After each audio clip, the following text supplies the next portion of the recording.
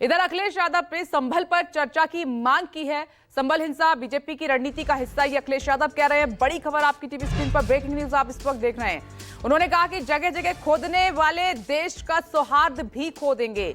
सर्वे के दौरान बीजेपी के कार्यकर्ता गए थे, ये अखिलेश यादव का कहना है। संभल में अधिकारियों की मनमानी चल रही है। सीधे सीधे उन्होंने बीजेपी पर बड़ा आरोप लगाते हुए कहा कि जगह जगह अगर आप खोदेंगे तो देश का सौहार्द खो जाएगा।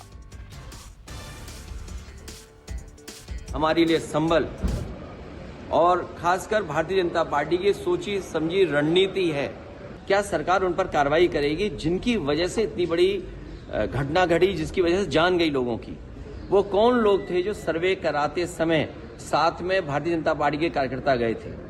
जब मैंने आपसे पहले कहा कि उत्तर प्रदेश की सरकार ने वहां के पूरे अधिकारियों को अपने संगठन का पदाधिकारी बना दिया है, उनसे न्याय की उम्मीद आप नहीं कर सकते हैं। और इसी का परिणाम ये हुआ है कि इतनी बड़ी घटना हुई। दोषी अगर कोई है तो प्रशासन दोषी है, दोषी कोई है तो वो नारे लगाने वाले हैं। हर जगह जो खोदना चाहते हैं, खोदने वाले एक दिन भारत का, देश का सौहार्द भी खो देंगे।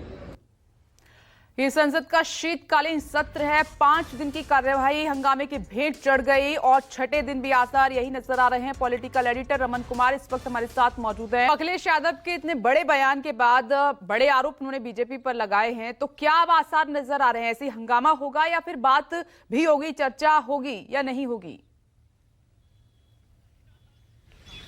देखिए, उम्मीद की जा रही है कि संभल के मुद्दे पर सरकार चर्चा से बचना नहीं चाहती है, क्योंकि सरकार भी चाहती है कि संभल के मुद्दे पर समाजवादी पार्टी को घेरने का काम करे, कांग्रेस पार्टी को घेरने का काम करे और ये दलील दे कि जो संभल की स्थिति है उस हालात में वहां पे ऑल पार्टी डेलीगेशन का जाना सही रहेगा या अलग अलग पार्टी के कार्यकर्ता अगर जाएंगे तो वहां के सौहार्द स्थिति, वहां की स्थिति को गलत एक संदेश जा सकता है। ऐसी स्थिति में समाजवादी पार्टी के कार्यकर्ताओं के सामने स्थिति ये है कि वो वहां के हालात को संभालना चाहते हैं और सरकार भी संभालना चाहती है, लेकिन सरकार की तरफ से अभी तक इस बारे में कोई पहल नहीं की जा रही है।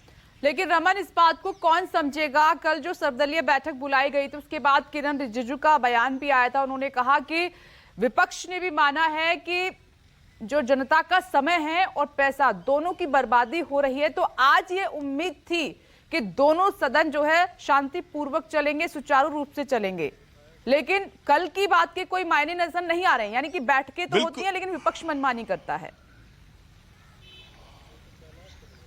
विपनेश इंडिया गठबंधन की बैठक हुई 11 बजे संसद के शुरू होने से पहले 10 बजे के आसपास, और बैठक के बाद सभी सांसदों ने एक सुर में कहा कि संसद की कार्रवाई सही तरीके से चलेगी और हम सभी मुद्दों पर चर्चा करना चाहते हैं। लेकिन विपक्ष अपनी शर्त मनवाना चाहता है सरकार से कि वो अडानी के मुद्दे पर चर्चा के लिए तैयार हो, लेकिन सरकार अभी तक फिलहाल जवाब देने के मूड में नहीं है। सरकार को ऐसा लगता है कि अडानी के मुद्दे पर अगर वो चर्चा कराने को मंजूरी देती है तो कई ऐसे पहलू या कई ऐसी बातों का जिक्र विपक्ष के द्वारा, नेता के द्वारा किया जाएगा जिससे सरकार की फजीहत हो सकती है और सरकार उससे बचना चाहती है।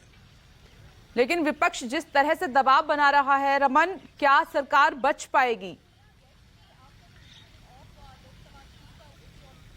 देखिए, मुश्किल है सरकार का बचना, क्योंकि विपक्ष लगातार सरकार पर दबाव बनाने की कोशिश कर रहा है और विपक्ष के सांसदों ने कहा कि सरकार की जिम्मेदारी है कि वो सदन को कैसे चलाए, क्योंकि जो तमाम मुद्दे हैं उन मुद्दों के बारे में हमने पहले से नोटिस दिया हुआ है। चाहे संभल का मुद्दा हो या अडानी का मुद्दा हो, इन तमाम मुद्दों पर हमने पहले से नोटिस दिया हुआ है और सरकार को उस नोटिस के संज्ञान में चर्चा कराने के लिए तैयार रहना चाहिए, सरकार को जवाब देने के लिए भी तैयार रहना चाहिए, क्योंकि सरकार के बड़े मुखिया की तरफ से जो मदद दी जाती है उस मदद के बाद ये सवाल उठता है कि आखिरकार इस परिस्थिति में चर्चा से बचना सरकार क्यों चाह रही है।